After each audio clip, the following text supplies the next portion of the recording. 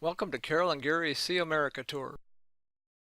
Hello everyone, Happy New Year and welcome to 2019. This week, because of some frigid weather, Carol and I decided to visit the Phoenix Police Museum so that we could be inside out of the weather. The Phoenix Police Museum highlights the history of the Phoenix Police from 1881 until the present and is staffed by retired Phoenix police officers. Their mission is to enhance the image of law enforcement and to interact with the community through a positive learning environment. When kids first walk into the museum, they are offered a police uniform shirt to wear while in the museum. Just past the uniform rack there is a police motorcycle. To your left in this picture is an old police car with an antique computer mounted in the passenger side of the car. Kids can climb around this car and use the computer terminal if they want. The blue flashing light on top of the car will be visible in several of the other pictures. As they walk around, one of the many photo opportunities includes a real three-wheeled police motorcycle. Kids can climb on with their uniform shirt on and have their picture taken. Also over in the corner is a life-size picture of a two-wheeled police motorcycle with a hole cut out for a kid's face. A stool behind this picture lets the kids stick their head through for another picture opportunity. Here is a bicycle once ridden by a Phoenix police officer. Bicycles were used in parks and places where it would be hard to get around quickly with a car or on foot.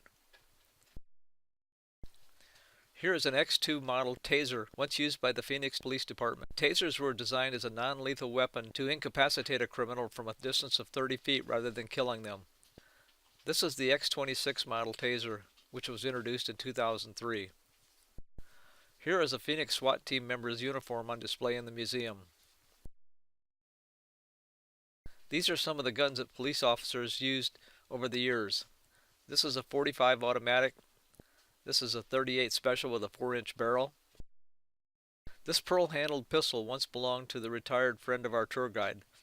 The pistol was donated to the museum when the officer retired. Our tour guide told us that the officer carved grooves in the pistol's handle every time he was involved in a police shootout. Notice that there are 4 grooves. This is an early police robot. Notice that it has tracks on it for mobility. It also has a light and a camera on it for transmission back to a safe place, like a mobile command post. It also has a remote control arm for delivering something or to pick up something such as a bomb. Here is an extensive patch collection from law enforcement across the United States. I only videoed about half of the collection because it was positioned in a poorly lit corner of the museum.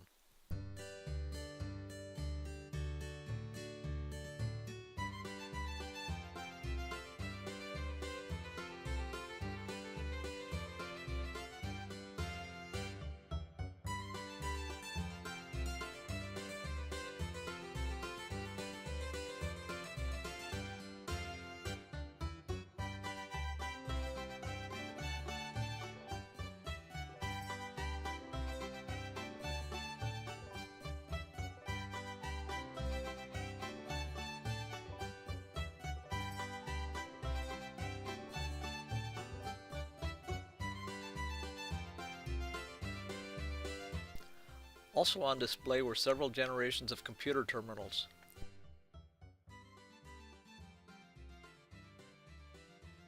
I recognize this as a Panasonic CF28 Toughbook.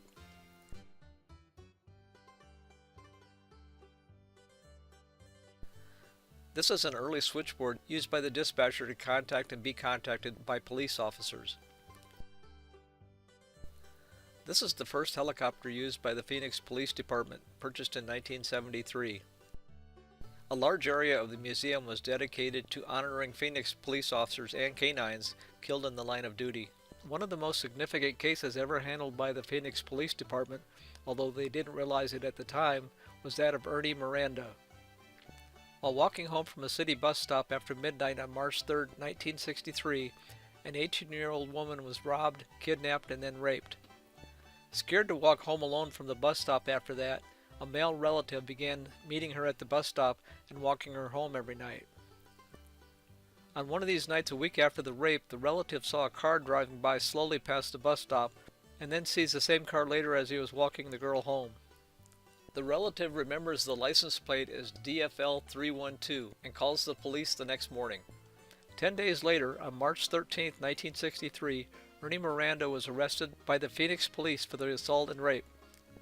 This set into motion a series of court hearings which resulted in a U.S. Supreme Court decision that would impact the interviews between law enforcement and those suspected of crimes.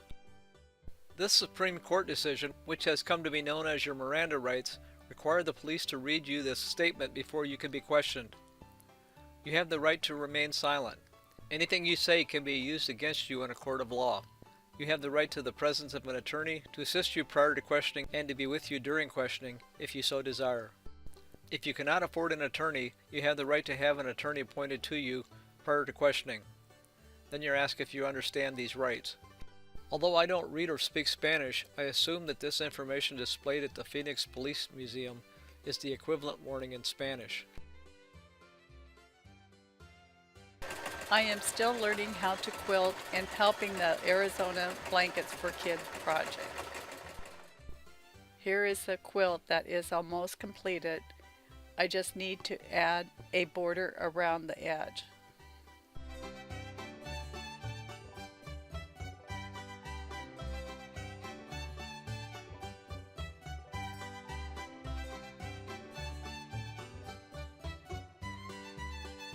This is a completed quilt.